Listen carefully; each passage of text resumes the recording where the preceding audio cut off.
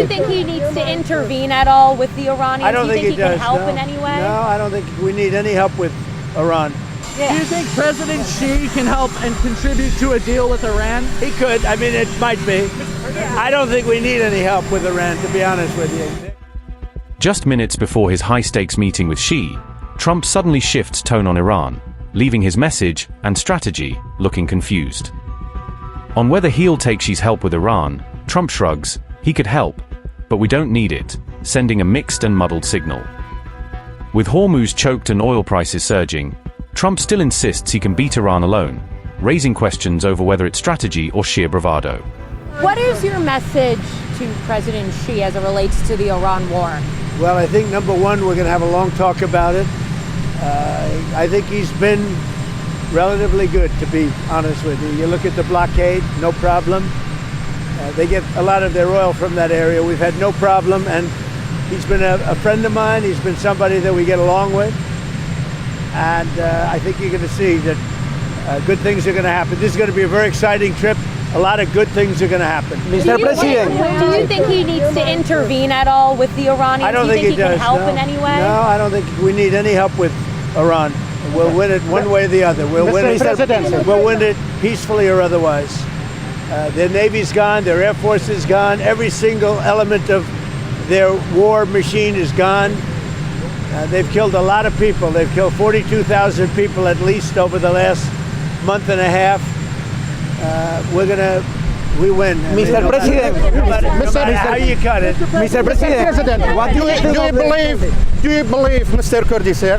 Mr. President, do you believe your visit to China will impact of international economy and price of oil? It's going to be a positive. We're going to have a very good meeting. I spoke with President Xi.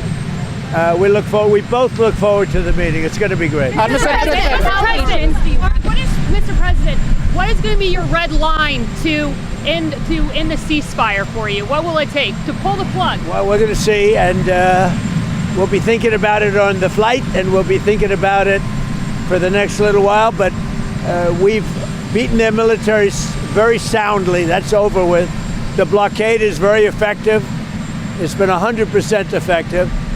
And one way or the other, it's going to work out very well. It's going to work out very well. I think you're going to have so much oil, you're going to have a gusher of oil like you've never had before.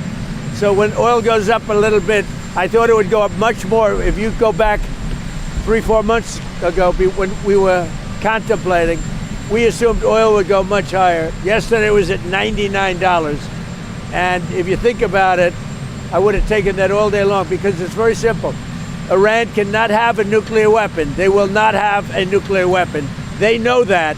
They've agreed to that. And then that's not what they said to me when it came to pay. We don't play games. They're not going to have a nuclear weapon. Mr. President, you promised to bring inflation down. It's now at its highest level in 3 years. Are your policies not working? No, my policies are working incredibly. If you go back to just before the war, for the last 3 months, inflation was at 1.7%. Now, we had a choice. Let these lunatics have a nuclear weapon. If you want to do that, then you're a stupid person, and you happen to be. I mean, I know you very well. Anybody that wants them to have a nuclear weapon is a stupid person. So we said we're going to take the greatest stock market in history, and we're going to go down a little bit, and actually that turned out to be incorrect because our stock market is now at the highest point in history, which frankly surprised a lot of people. It's a very simple message. Iran cannot have a nuclear weapon, and they won't have a nuclear weapon, and that's 100%. Their Navy is gone, their Air Force is gone, their anti-aircraft is gone, their radar is gone, their leaders are gone. They're all gone. Iran will not have a nuclear weapon. Are you ready to extend a waiver on sanctioned Russian oil to ease the global crude prices? We're going to do whatever is necessary, and as soon as this war is over, which will not be long, you're going to see oil prices drop, and you're going to see a stock market, which is already at the highest point in history, go through the roof. You're going to see the golden age of America, frankly, and you're seeing it now. So as soon as this is over, don't forget, You have hundreds of ships that are loaded up with oil that want to come out. As soon as they come out, we're going to have a gusher of oil, and you're going to have inflation that goes way down. Now, with all of this, inflation is much lower than it was under Biden. Biden had the highest inflation in the history of our country. Inflation is nothing by comparison, but our inflation is just short term. Because if you go from just before the war, we were for the last 3 months 1.7%. And now what you have is, as soon as this war is over, you're going to see inflation go down to probably 1.5%. Will you extend the waiver?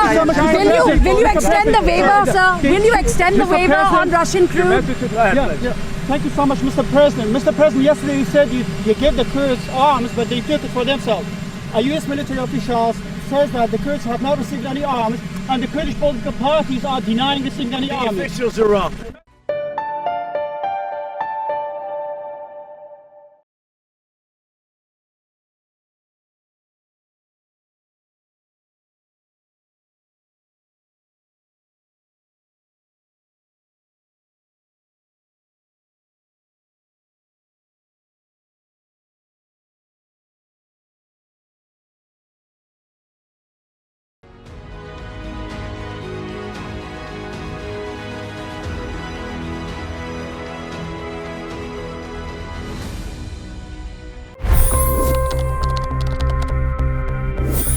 $25 crore गरीब गरीबी को परास्त करके बाहर निकले।